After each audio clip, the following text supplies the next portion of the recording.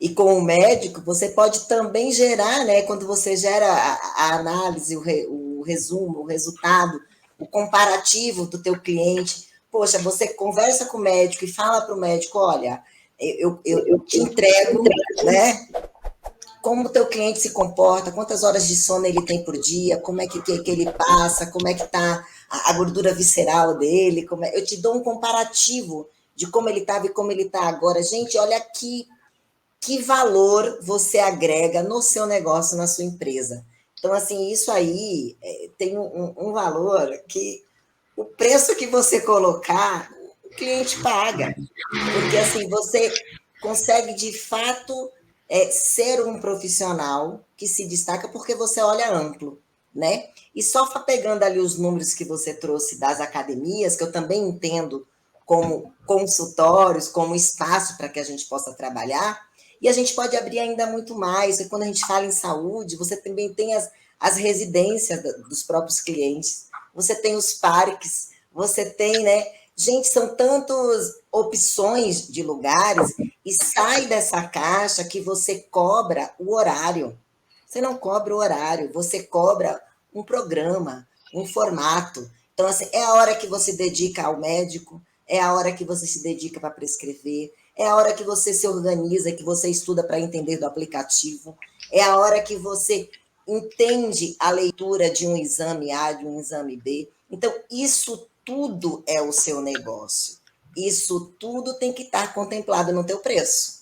Então, agora, por isso a especificidade, por isso a importância do nicho. Então, quando você traz a longevidade, não é tão específica assim.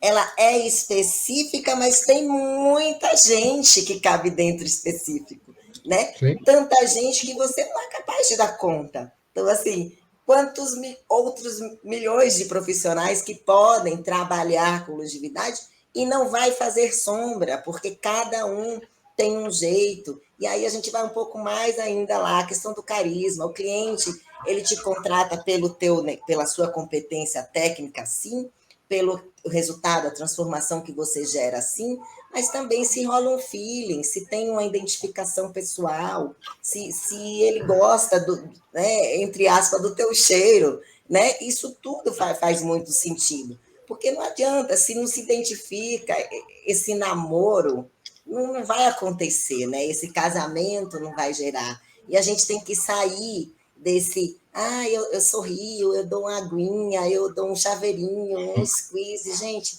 não é isso que vai fazer a diferença no teu valor. Infelizmente, assim, a gente tem que colocar isso no nosso colo, assumir essa responsabilidade que nós estamos, na grande maioria, atuando de maneira errônea dentro da profissão. E a culpa desse valor que a gente tanto quer ter como profissional nada mais é do que da gente. Porque são poucos os profissionais que assumiram essa responsabilidade e esses aí, assim como nós aqui, graças a Deus, a gente não tem o que reclamar. A gente quer o quê? Abrir a porta para que tantos outros ocupem esse lugar. Porque a gente sente na pele a necessidade da população. A gente vê as pessoas clamando, gente, eu preciso de um profissional, eu quero um profissional, e a gente não dá conta, né? Então, assim, é você que está trabalhando com longevidade, a outra que trabalha com AVC, o outro com Pax, o outro com não sei o quê. Agora, os hospitais, o SUS está fazendo uma formação para profissional de educação física.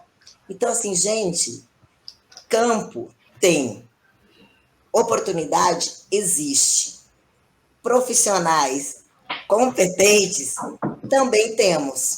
Agora precisamos realmente ter clareza e coragem, né? Que eu acho que é a grande chavezinha mestre, porque também nada cai do céu, né? A gente não ocupa esse lugar de graça. Aqui, estamos aqui, uma hora dessa, numa quinta-feira, o personal empreendedor toda quinta-feira está aqui, totalmente de graça, o Guilherme correndo lá, mas dando um jeito para estar aqui, né? Colocando a sua experiência, a sua expertise, o seu contato, então, assim, nada mais é do que um profissional extremamente competente, quer dizer, não precisava de maneira alguma estar aqui, mas a gente está aqui por uma coisa maior. A gente acredita nessa valorização da profissão. A gente acredita que é possível, né? E que se melhorar, melhora para todo mundo. Eu também quero que todos que nós sejamos todos reconhecidos como realmente um profissional valorizado da saúde, da longevidade, e a gente, que é um pouquinho mais experiente, que eu também me formei lá em 99, Guilherme, embora o Botox assim me ajuda, né? A gente viu essa regulamentação da profissão, a gente viu a psicomotricidade entrando, a gente viu a fisioterapia abraçando o Pilates, a gente viu a dança saindo da educação física, as lutas saindo da educação física. Então, assim, e se a gente não cuidar, a gente vai ver também a saúde saindo da educação física. E a gente se limitando a ser um profissional do fitness, que não é ruim, mas é apenas uma ou das oportunidades, né? Então, assim, quem já está conceituado dentro do seu lugar se mantém, ok. Mas, assim, por que não a profissão toda, né? E a gente está agora com o Confef abrindo dentro. Gente, isso é assim, algo que a gente tem que vibrar muito. Então, assim, hoje, o Confef já tem um lugar lá para você colocar a sua especialidade. Então, assim, na tua carteira vai sair, eu sou especialista em fisioterapia, em fisiologia, eu sou especialista em longevidade, eu sou especialista em sei lá o que mais. Então, assim, a gente está com a faca e com o queijo na mão, né? Só precisamos colocar o recheio e que ele seja bem gostoso, de preferência light. Então, a gente não tem nenhum entupimento de artéria, nada nesse sentido. Vai lá, Léo. Mas dentro de, assim, já vou falar, está sendo um bate-papo fantástico, extremamente construtivo, né? Olha, a gente saiu, foi tecnologia, filosofia, parte técnica, conceito, nossa, atuação, mercado. Então, olha a quantidade de informação, né, que a gente está flutuando aqui, né? Então, pô, a riqueza tá aqui. Então, para quem está atento, já pegou as dicas, né? Eu já anotei aqui o nome dos dois autores. já vou enriquecer minha biblioteca aqui, com certeza. Mas o que entendo até da fala da Flávia, o profissional, o que a gente percebe, ele se especializa tanto no sentido assim, ele só estuda, vou estudar treinamento de força, ele só estuda treinamento de força e anula o resto. Eu sempre falo que o estudo técnico, ele é obrigação do profissional. Uma vez que se forma, você tem que se manter atualizado dentro daquilo que você vai atuar. Mas a gente não se sustenta apenas pela questão técnica, a gente se sustenta por outros saberes, por outros conhecimentos também, para formar a nossa base de atuação profissional e ter esse posicionamento. E isso eu consigo enxergar na fala do Guilherme. Por que eu consigo enxergar nisso? Porque só o fato de falar, não, eu me posiciono como um profissional da longevidade que procura atuar dessa forma, assim, assim, assado, mas que não fica focado apenas no conhecimento técnico e científico. Quando ele aponta os dois livros falando, né, da questão de longevidade, antenado, porque a gente não combinou nada, já traz isso. E aí vem e fala de logosofia. E daí eu até queria fazer uma brincadeira na hora, né? Porque o logos, ele para fazer mais sentido, tem que ter a palavra rema, né? Porque daí você tem que atuar com ela revelada para você, né? Que é a ideia de você entender e compreender também, né? Que é até um post que hoje à tarde estava conversando com a Flávia sobre isso. Então, você percebe que tem conteúdo. E flutua bem. Por que o papo fica gostoso? Porque tem conteúdo, sabe flutuar, sabe conectar essas informações. E isso que o papo aqui é direcionado. Agora, imagine ele atendendo. Eu garanto que no portfólio de clientes deve ter desembargador, deve ter juiz, deve ter médico, que tem um nível cultural que a vida proporcionou de viagens para a Europa, para conhecer o Louvre presencialmente, não de livro ou pela internet. E eu tenho certeza, eu coloco a minha mão no fogo, que o Guilherme vai falar da Mona Lisa e vai falar do Leonardo da Vinci como se ele tivesse visitado.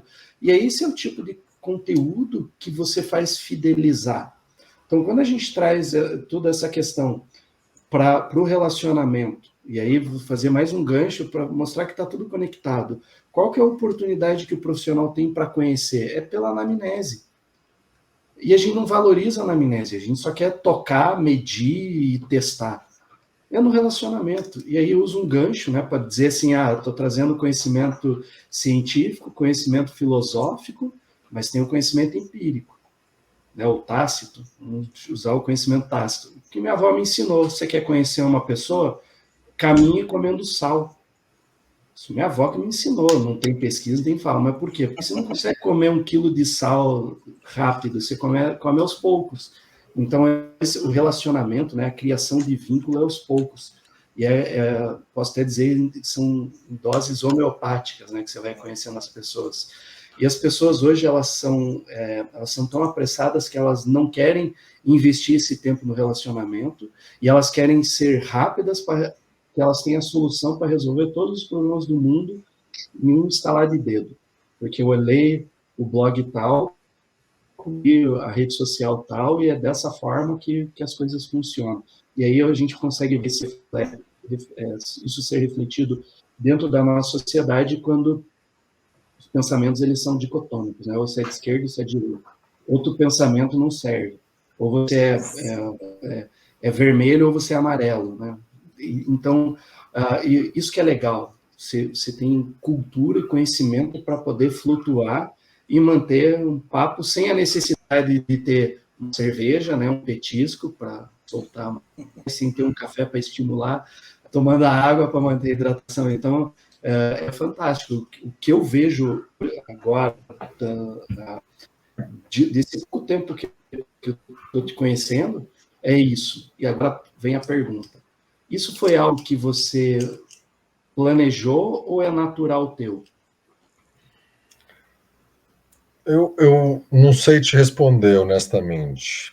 Eu acredito que foram as oportunidades que foram aparecendo e eu tinha que dar uma resposta. Eu venho de família simples, né? Minha mãe era, muito embora minha mãe fosse a única mulher que trabalhava na rua que eu cresci. Eu cresci numa cidade do interior de São Paulo, em São José dos Campos. A maioria das mulheres eram as esposas que cuidavam de tudo da casa, né? Trabalhava fora. Falar que uma mulher não trabalha é cruel, pelo amor de Deus. Toda mulher que não trabalha numa empresa que não a casa consome muito. Muito. Então, verdade e justiça seja feita. Mas a minha mãe era talvez a única mulher com nível universitário na rua e sempre incentivou muito, e pedagoga, incentivou muito o estudo, a valorização do aprender, tudo mais. Quando eu tive a primeira oportunidade com uma empresa grande, que eu fui trabalhar, né, fui acompanhar a Atlética lá em São José dos Campos, uau! Mais profissionalizada, eu sabia que eu estava devendo. Eu cheguei ali, ou eu melhoro ou eu caio fora, porque eu preciso estar muito diferente do que eu estou acostumado. E eu continuei a buscar, e continuo até hoje.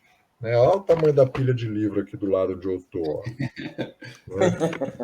Constantemente. Aqui na minha casa, minha esposa acabou de acabar uma pós-graduação em psicologia positiva, então estudar é uma coisa da natureza da nossa casa, aqui da nossa família. As meninas idem, as duas meninas. Sempre buscar melhorar.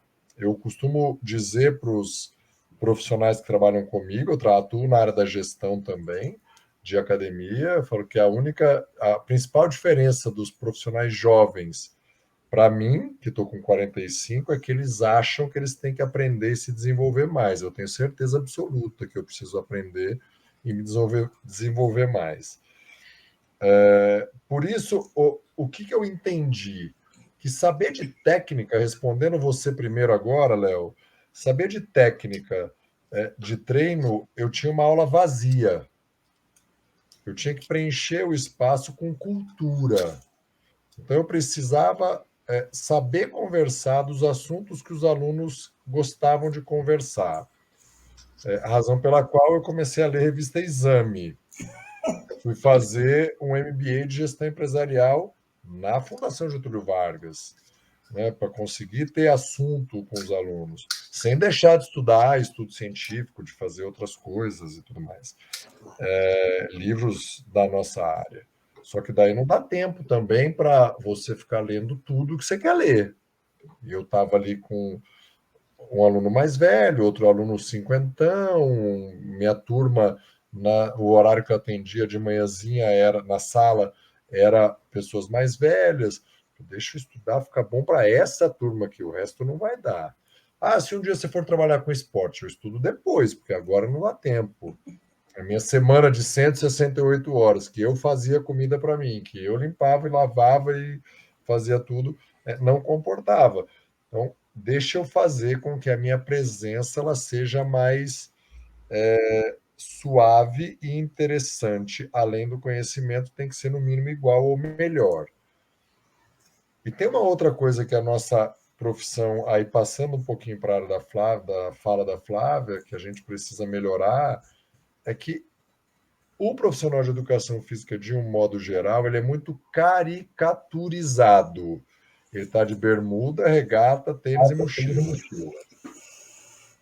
Não precisa ser assim. Eu tenho duas histórias que eu me orgulho muito na minha carreira, que não é de certificado, de nada, porque hoje a gente consegue estudar em Harvard sem ir para Harvard. A gente consegue ter um certificado de Yale sem ir para lá. Né? A gente consegue fazer um certificado de Stanford sem estar em Stanford, com a mesma qualidade, com o professor de verdade de lá. Então, até isso a tecnologia favorece o profissional interessado e disciplinado. Mas a maioria prefere ficar maratonando série no Netflix e dando like nas redes sociais. Depois reclama que não está tão legal. Enfim. Só que a gente percebe, com todas essas oportunidades e tudo, que, por exemplo, essas duas histórias que eu me orgulho muito são um dia em que um cliente, que não era meu cliente, estava treinando com um personal trainer atrás, eu dando aula para uma aluna mulher que eu não sabia que era amiga dele desde a infância, veio me pedir para ligar para a esposa dele, para eu ser o personal da esposa dele. Por que não pediu para o personal dele? Será o nível de conversa? Sem eu saber, a minha postura com a minha aluna era uma postura que transmitia confiança e ela tinha 53 anos na época, a mesma idade da esposa dele, e ele me disse, ele falou, eu não quero ninguém desses marombeirão que vai falar para minha esposa essas bobagens que tem que tomar aí, ela vai prejudicar a saúde dela. História número 1. História número 2, o oposto. Eu dava aula para uma aluna e quando ela começou a namorar o namorado dela, hoje marido e pai dos filhos, ele, sem me conhecer, estava numa direção ali de quem é esse cara, né? Melhor trocar, vem fazer com o meu personal, eu pago. E depois que ele me conheceu, ele passou a treinar comigo. Ele estava mudando de modalidade, saindo de uma lesão, e ele cuidava da lesão com outro profissional. Então, ele teve uma alta, né, desse profissional e viu que eu era cuidadoso, e com a minha especialidade, minha especialização em longevidade, eu falei, putz, eu não quero mais me machucar, faz sentido ser com ele. E entendeu que eu respeitava a namorada, hoje esposa, ela treina comigo hoje, e todo o respeito do mundo que precisa ter, até porque eu sou um cara casado, e eu quero que na profissão, qualquer aluno ou aluna saiba que a minha esposa é respeitada na minha profissão. Né? O que eu quero dizer com isso é que eu sou confiável, eu não vou encostar demais, eu não vou ter assunto indevido, embora alguns assuntos de muita liberdade, com longa duração, acabem acontecendo, mas eles são dali. Então, o médico não chega em casa e começa a falar com a esposa ou a médica com o marido de assuntos do consultório, são profissionais e ficam ali. A gente ainda tem muita, por imaturidade da nossa profissão, algumas pessoas que se queimam porque falam coisas que eram para ficar ali no momento da aula. Então, falta um pouco desse trato da psicologia, do sigilo da profissão, da maturidade de guardar as conversas, de respeitar a intimidade e a abertura que o cliente dá. Tem um monte de coisa que a gente ainda precisa desenvolver e pegar emprestado da psicologia, da medicina, da fisioterapia e de outras tantas áreas que eu acho que está acontecendo. Né? Eu vejo acontecendo sim, melhorando um bocado, mas se a gente acelerasse um pouco, aí para completar o que a Flávia falou lá no começo, se tiver 1.000 pessoas trabalhando com longevidade, vai ter mais pessoa com idade ou querendo isso, falando, poxa, isso é uma área da educação física. Porque, de fato, nós temos mais influência do que o médico na longevidade, na qualidade de vida de uma pessoa com mais idade. Não dá para viver sem o médico, mas o impacto do exercício resistido ele é maior do que todos os remédios e todos os polivitamínicos que os médicos podem prescrever. Se você quer viver longamente com potência de qualidade de vida, né, com um estilo de vida de alta performance, até os grandes executivos aí, com 80 e poucos anos presidindo empresa, você precisa fazer exercício resistido. E olha que eu acho chato de fazer, mas eles são inevitáveis. Exercício é remédio. E a gente precisa preparar uma embalagem, uma bandeja para servir mais agradável do que a gente tem feito até hoje. Né? Tem que ser mais palatável, mais bem apresentável para as pessoas quererem provar mais.